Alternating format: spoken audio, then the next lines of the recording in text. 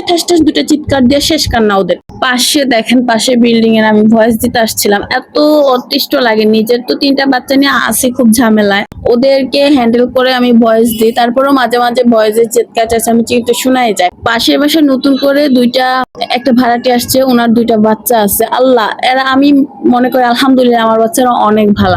এই ওনার বাচ্চাগুলোর আমি 24টা ঘন্টা আমি ঘুম থেকে ওঠার পর দেখি ওই মহিলা চিৎকার চেঁচামেচি করে এবং বাচ্চারা সারাক্ষণ কান্না করে, একটা ছেলে একটা মেয়ে। ঘুমাইতে যাওয়া পর্যন্ত একই অবস্থা, সেম কাহিনী। আলহামদুলিল্লাহ আমি আমার বাচ্চাদেরকে মনে করি যে ভালো, না হয় আমি পাগল হয়ে যেতাম। আমার বাচ্চারা যে দুষ্টামি করে এগুলোতে আমি অতিষ্ঠ হয়ে যাই। আর যদি সারাক্ষণ আমরা কান্না করতাম, বাচ্চাদের কান্নার আওয়াজ আমার মাথায় আসলে মনে হয় যে ওই বাচ্চার গলা টিপা ধরে আমি মাইরা ফেলি। মানে এত অতিষ্ঠ লাগে, বাচ্চাদের দুষ্টামি ভালো লাগে, চিৎকার চেঁচামেচি আর হলো কান্নাকাটি একদম অপছন্দ লাগে। আমি বাচ্চাদের নিয়ে সব কাজ করতে পারি, আমার বাচ্চারা আমাকে একটা কাজ 10 বার করে তাতেও কোনো সমস্যা হয় না। আমার বাচ্চারা এত এলোমেলো করে তাতেও আমার কোনো সমস্যা হয় না।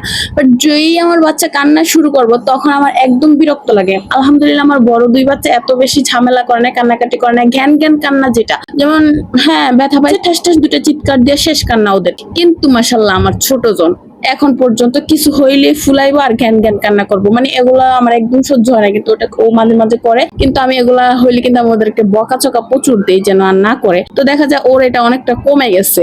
কিন্তু পাশের বাসার মহিলার অবস্থা দেখে তো আমার খুব মায়া লাগে যে কি জন্য আপনারা মনে এখনো মানে ভিডিওর মধ্যে শুনতেছেন যে কি পরিমাণ কাটাকাটি করতেছে। আমি ভয়েসটা দিতে নিয়েছিলাম অন্যটা, বাট ওনার কারণে মানে ওনার অবস্থা দেখে আমি জানলা দিয়ে জাস্ট দেখে আসলাম, পাশে বিল্ডিং এ দেখে আসলাম আর কি। উনি ঘর গুছাইতেছে আর দোনোটা বাচ্চা একদম লেজের মধ্যে ধরে রাখছে, মানে জামার পেছন দিয়ে ধরে রাখছে আর কান্নাকাটি। বড় বাচ্চাটা মোটামুটি 7-8 বছরের বড়ই। আমার মনে হয় ওনার বাচ্চাদেরকে দেখে আমার বাচ্চাদেরকে আমি ধন্যবাদ জানাই যে আলহামদুলিল্লাহ আমার বাচ্চারা এত জ্বালাতন করে না, পাগল হয়ে যেতাম।